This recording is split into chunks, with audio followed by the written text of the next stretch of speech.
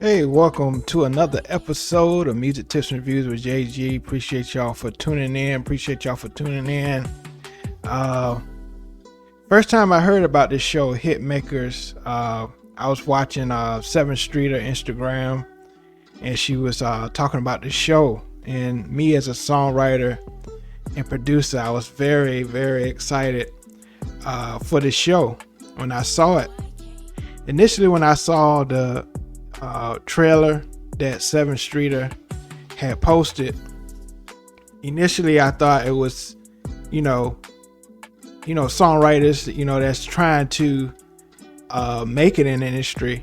And actually, once I saw the show, it's actually songwriters and producers that already have hits, and they're showing the process of how they create these songs, these hits that they have created for years. So a lot of these people that was on the show is very experienced in their craft and their gifting as far as being in the music industry as songwriters and producers. It was just great to see songwriters and artists like 7th Streeter have a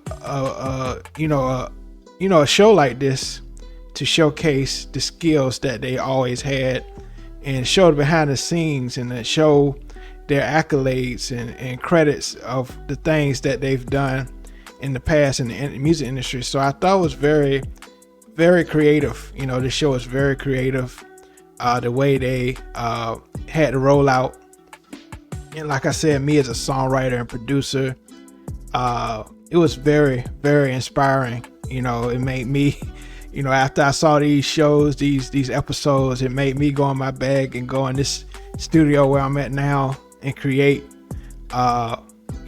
music, for artists, or just create, if it lands in anybody's hands, artist's hands, a special artist, I'll be ready, because this show really sparked a lot of creativity. I hope it, you as a songwriter and producer, if you watch the show, I hope it sparked, creativity in your own heart, to create, And so, this review of, I'm not going to go, too detailed in the show. I don't want to spoil the show just in case you haven't seen the show. But I'm going to go over the cast first. Jenna Andrews and Stephen Kirk, they wrote for BTS, so they was very familiar in the K-pop world. They also, they're a husband-wife duo, production and songwriting team. They also written and produced for Sabrina Carpenter, so they had hits. Tommy Brown, also known as TB Hits, he did music for Ariana Grande. He did a lot of huge hits like Seven Rings. A lot of those, most of Ariana Grande's latest hits, he has done. Nova Wave, I thought that was very dope. I hope I'm pronouncing it. Shy or Chi, one of those. In Blue. They're notable for Beyonce Renaissance album. Also, they was on Cowboy Carter album and the Lion King soundtrack. Harv, I thought he was very dope as well. Harv, he's known for Peaches for Justin Bieber, and I also know he produced the latest track for Mariah Carey, Sugar Sweet. So that was a dope record as well. Ben Johnson. So the ones I was very familiar with was Tommy Brown, Harv, and 7th Streeter. Wasn't familiar with Nova Wave until now. But they're dope. But going on with the cast, Ben Johnson, country hits. That he wrote and produced for Jelly Roll and some other country artists. And so he was kind of getting his feet wet as far as R&B and stuff like that on this show. Trey Campbell, I think he had a lot of, he had a lot of issues, as you see in the show. He is, part of the alphabet community. And he had issues with his relationship on the show, and he expressed it on the show during the sessions. And he had a little hard time in the session with Nova Wave, but I feel like they turned out a great song. I believe it's a song Day by Day on the show. Ferris, he was up there for a short time. He came, I believe, in Nashville writing camp. He's written for Katy Perry, Adam Lambert, Jay Hart. He's written for Justin Bieber, Lil Mix, and Trey Songz, and I believe Usher as well. I think he had a part in that song Kissing Strangers. I love that song off of Usher's latest album, Coming Home.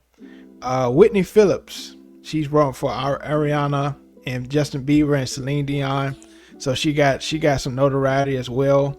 Seven Streeter, I think everybody knows Seven Streeter from the Chris Brown camp. Usher, Alicia Keys, Kelly Rowland, she's written on that for her.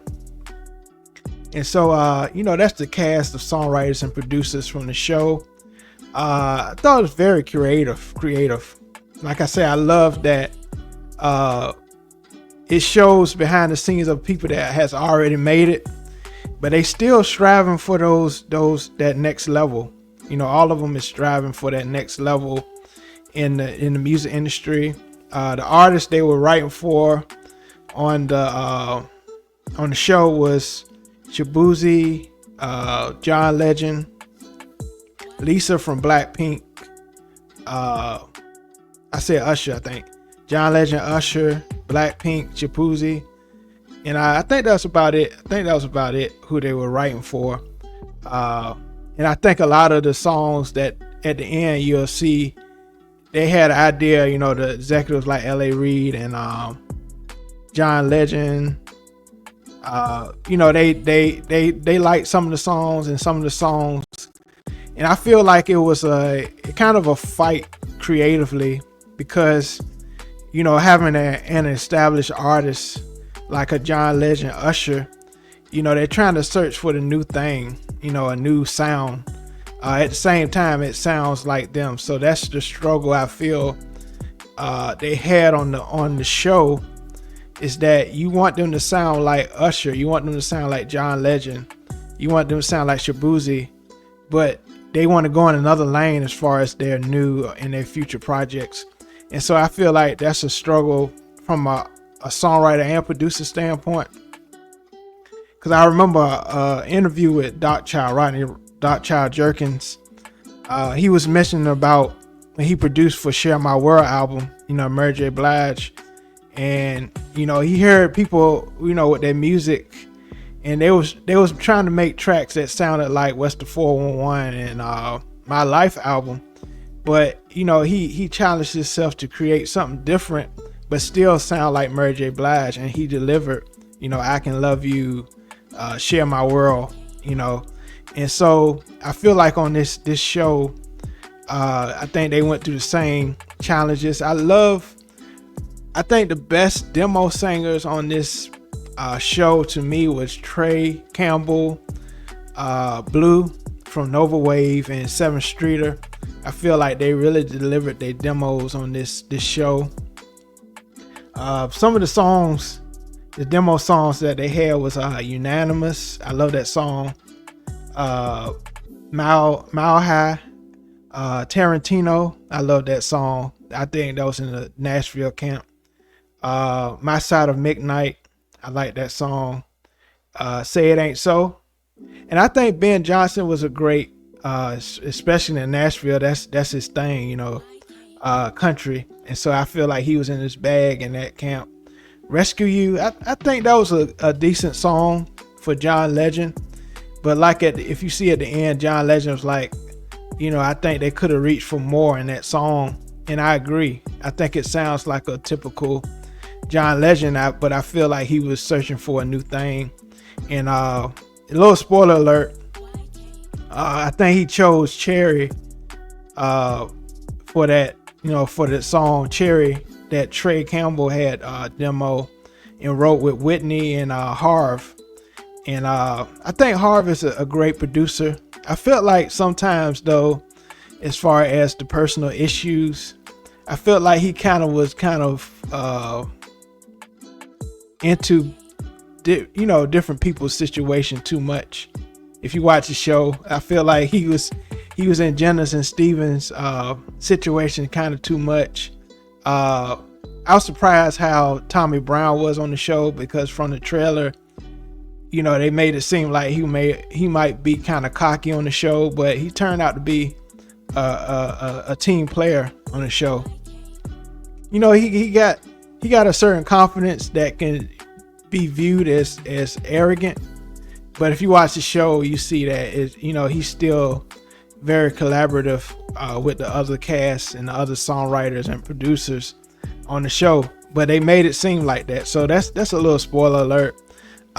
If you haven't watched, if you have watched the show, or you haven't watched the show, but I think it was a pretty good show. Like I said, I love that it really showed, because I often heard, being a songwriter and producer, I was always interested how these songwriting camps and production camps work, as far as artists. It looked pretty fun. It looks fun.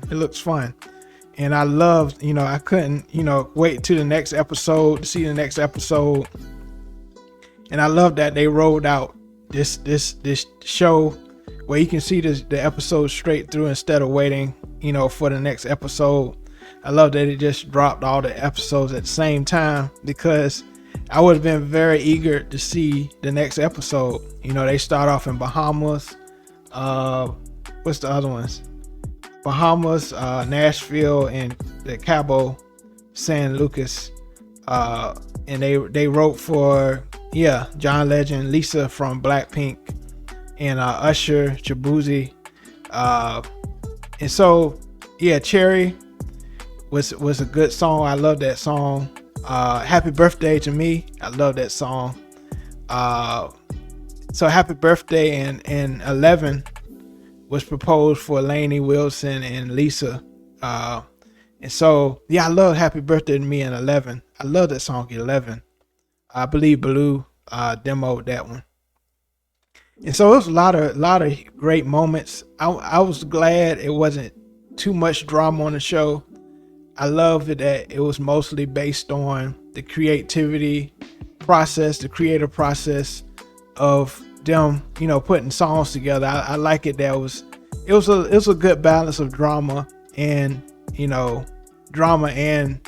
them creating this great music, these demos.